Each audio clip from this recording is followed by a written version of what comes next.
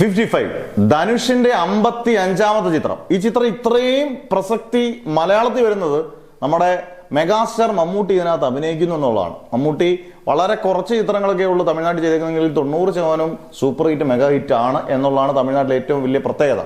പിന്നെ ലാസ്റ്റ് ചെയ്ത പേരൻപാണെങ്കിലും അതിഗംഭീര ചിത്രമാണ്.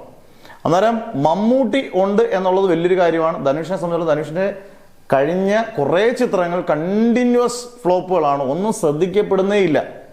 ധനുഷ് ഇഷ്ടമുള്ള രീതിയിലുള്ള ചിത്രങ്ങൾ ധനുഷ് ചെയ്യുന്നു എന്നുള്ളത് മാത്രമാണ് അതിന്റെ പ്രത്യേകത. എന്നാൽ ഇത് നമ്മുടെ അമരന്റെ ഡയറക്ടറാണ്, കിഡ്നൺ ഡയറക്ടറാണ്. നല്ല ഉഗ്ര സിനിമയായിരുന്നു അമരൻ.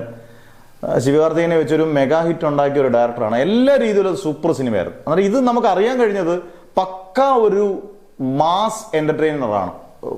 എന്തൊക്കെ ഓഡിയൻസിന് മാസ് വേണോ അതെല്ലാം കരുതിയ ഒരു പടമാണ്. ഓൾറെഡി ഷൂട്ടിംഗ് തുടങ്ങിക്കഴിഞ്ഞു പടത്തിന്റെ എന്നാണ് നമുക്ക് ലേറ്റസ്റ്റ് അറിഞ്ഞ റിപ്പോർട്ടുകൾ. ധനുഷ് ജോയിൻ ചെയ്തു.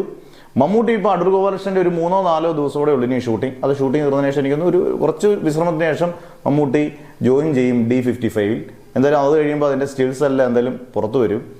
എന്തായാലും ഒരു കാര്യം ഉറപ്പാണ്, മമ്മൂട്ടി ധനുഷ് ചിത്രം നല്ല ഗംഭീര ഒരു കണ്ടന്റ് ആണെങ്കിൽ രണ്ടുപേരോട് ഒത്ത് ഒരു അഭിനയിക്കാനുള്ള സാധ്യതകളും മാസ് എലമെന്റും സ്റ്റൈലിഷ് ഒക്കെ ആണെങ്കിൽ പോലും രണ്ടുപേരും തകർത്താൽ ഏറ്റവും ഗംഭീര ഒരു കളക്ഷൻ തമിഴ്നാട്ടിലും കേരളത്തിലും കിട്ടാനുള്ള ചാൻസും വളരെയധികം കൂടുതലാണ്.